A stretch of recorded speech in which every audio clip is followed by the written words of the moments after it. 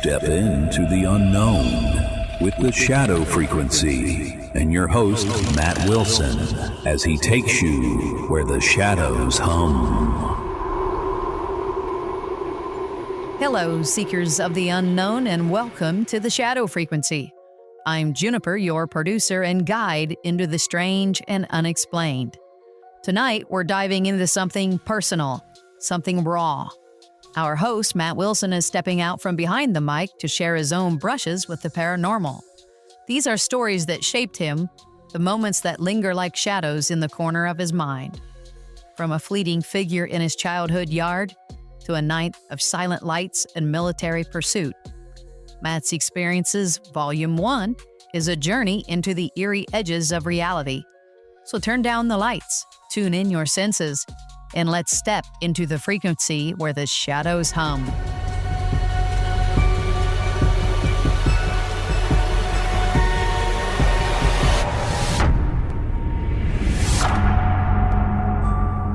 Hey everyone, Matt Wilson here. I love chasing stories for the shadow frequency, but tonight's a little different. Tonight, I'm taking you back to my own past. 3 moments from my life that I can't explain, no matter how hard I try. These aren't campfire tales or secondhand whispers.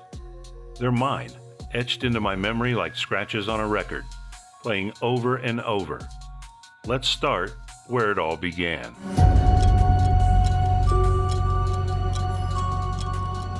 We'll call this one The Shadow That Fled. In the summer of my childhood, when I was still small enough to believe the world was safe, I stood in the backyard of our rural home, a house my father carved from the earth with his own hands. The air was warm, the kind of mild day that wraps you in comfort, and I was with my dog, a scrappy little guardian who never strayed far.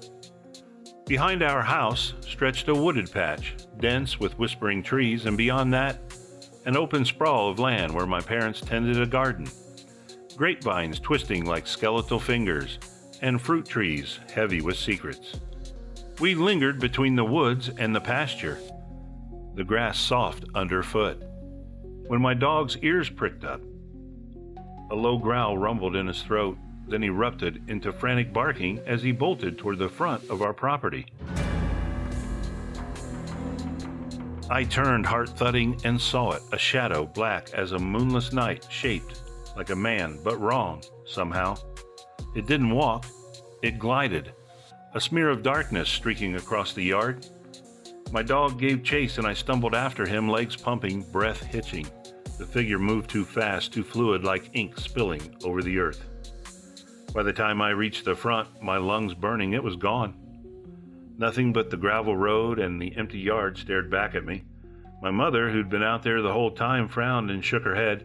"I didn't see a thing," she said, her voice steady but her eyes searching mine. I looked back at the woods, the trees swaying faintly, and wondered what had slipped through them and where it had gone.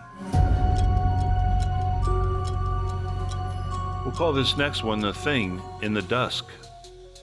I was 17, reckless and restless, standing beside my car with my girlfriend as the last light bled from the sky.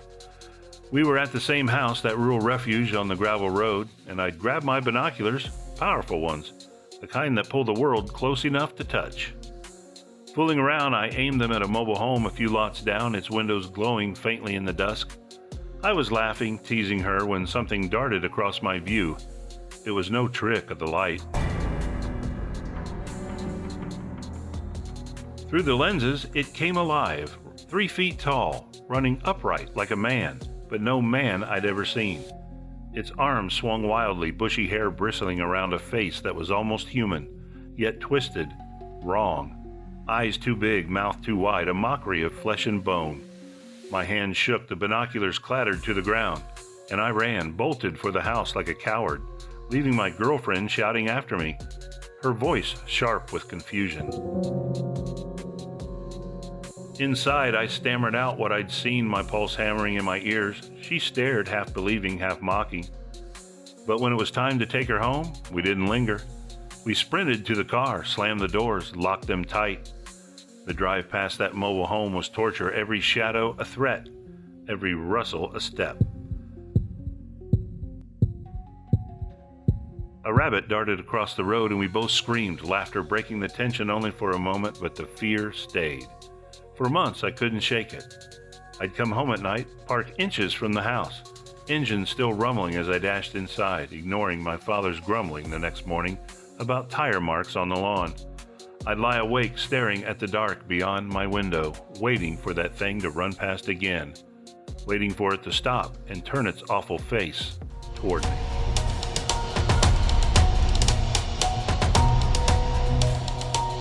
Hey listeners, Juniper here. How's your heart rate after that? Matt's stories so far, the shadow that fled and that dust-dwelling creature, have us all peering into the dark, don't they? I'm betting some of you are nodding along thinking of your own unexplained moments, while others are skeptics with raised eyebrows. Either way, stick around. Up next, Matt's tale of a silent light and the hunters who chased it is about to take us even deeper. If you're loving this ride, hit that like and subscribe button and follow us on YouTube, TikTok, and Facebook, and all the podcast directories. You can also visit us on patreon.com/shadowfrequency if you've got an episode idea or you'd like to advertise with us, and you can email us too at shadowpodcast@protonmail.com. Let's get back to the frequency in 3, 2, 1.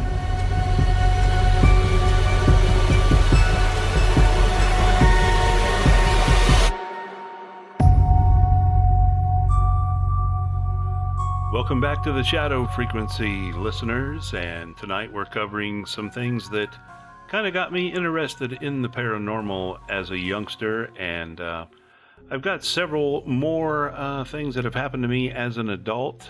Well, not several, but a few, and I will touch on them in a later episode. I hope you've enjoyed these so far. This last one I call The Silent Light and the Hunters. A year or two before the creature stole my courage, I met something else. Something that still haunts me. Something that makes me believe we're not alone. I was 15 or 16, standing outside on a clear dark night, waiting for my friend to roll up in his dad's truck. The air was crisp, the stars sharp, and around 8 p.m. the world felt alive with noise. Dogs barking in the distance, cows lowing from a nearby farm, a chorus of unrest. I glanced up, and there it was. A ball of light, massive and silent, drifting over the treetops. No hum, no roar, just a glowing orb cutting through the night. I froze watching it creep along, then raced inside for my binoculars. When I stumbled back out, it was gone. Heart pounding, I ran to the back of the property, chasing the direction it had gone. My friend pulled up just then, tires crunching gravel, and caught me mid-sprint. "What the hell are you doing?" he called, laughing as he jogged to meet me. I told him about the light, breathless, and he smirked. Until a fighter jet ripped through the sky above us. It was low, so low the trees shook, its roar swallowing everything, markings clear on its underside. We stared at each other, his smirk gone. "Maybe you did see something," he said, eyes wide. Then he added, "Now that you mention it, I saw what I thought was the moon on the way here. But the moon's over there." We looked at each other, chills running down my spine. The night spiraled from there. We climbed into his dad's truck, flipped on the CB radio, and caught fragments of voices crackling through the static. Military chatter, urgent and clipped. "It's on my backside, I can't see it," one said. Another barked, "Climbing to some garbled number, feet. Gonna get a better look." Then silence. Across the field, in the woods beyond, bright flashes pulse like lightning with no storm. Tiny lights darted in the sky, too fast, too strange. The next morning, I stepped outside to a new sound. 2 black helicopters, unmarked, buzzing low over the field behind our house. They hovered, searching, their shadows stretching long and dark. I don't know what I saw that night, but the military did. They chased it through the sky, hunted it into the dawn, and left me staring at the stars, wondering what else was watching back. And that's where we leave the shadows tonight, folks. I'm Juniper, producer of The Shadow Frequency, and we've just walked through Matt Wilson's own haunted past. Fleeting figures, twisted creatures, and lights that don't belong. What do you think? Are these glimpses of something beyond us, or just tricks of a restless mind? We'll let you decide. Until next time, keep your eyes on the dark and your ears tuned to the frequency. Good night, seekers. Dive into the unknown with The Shadow Frequency, hosted by Matt Wilson. Fresh episodes drop daily, delivering short, captivating, and info-packed paranormal stories that keep you hooked and hungry for more. It's the perfect blend of eerie entertainment and mind-bending facts. Catch us on Facebook, YouTube, TikTok, Spotify, Amazon, Apple, iHeartRadio, and all major podcast directories.